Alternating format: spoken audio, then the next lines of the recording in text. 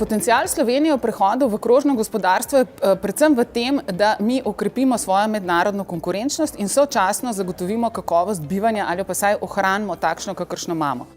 Mislim, da bi za investitorje bili mnogo bolj pomembni drugi ukrepi povezani z učinkovitostjo poslovnega okolja, z hitrimi administrativnimi postopki, s hitrimi pridobivanji gradbenih dovoljenj, recimo ena velika ovira za nove investicije so gradbena dovoljenja, z hitrimi sodnimi postopki.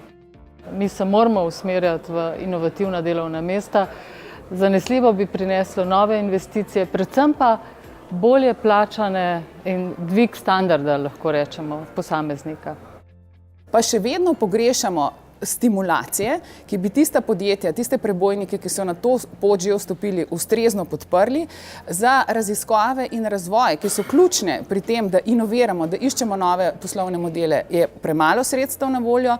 Pri politiki obdavčevanja spet vidimo, da je delo še vedno obdavčeno tako, da nismo konkurenčni, tako da en cel nabor politik, ki so vezane na konkurenčnost, je tistih, ki tudi za krožno gospodarstvo pomenijo, da smo lahko nekakšni prebojniki ali frontrunnerji, kot temu rečemo.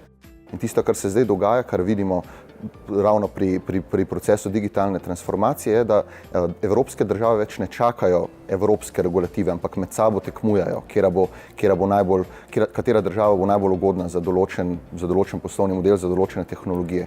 In tukaj je priložnost Slovenije. Ne, da čaka evropsko regulativo, ampak da je inovator pri tem področju. Imamo zelo močen privatni sektor z veliko količino know-howa, z globalno uspešnimi projekti, na drugi strani imamo pa staro zakonodajo. Sicer čutimo podporo vlade, čutimo podporo in razumevanje regulatorjev, ampak zaenkrat ni bilo nekih konkretnih sprememb, ki bi Slovenijo res naredila blockchainu in disruptivnim poslovnim modelom prijazno državo. Mislim, da je še dolga pot nas čaka do tja.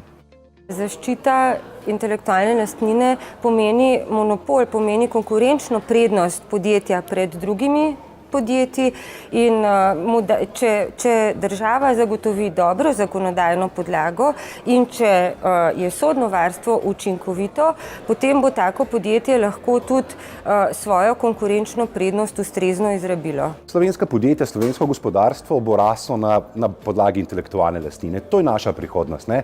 Bo seveda pomembno, da bodo ti, ki prihajajo v Slovenijo, čutili, da je pravni sistem v Sloveniji močan, objektiven, hiter, seveda pa vse se pa začne pri zakonodaji. To se pravi, tu moramo sprejeti moderno zakonodajo, ki nas bo potem peljala na prvo mesto med primerljivimi državami.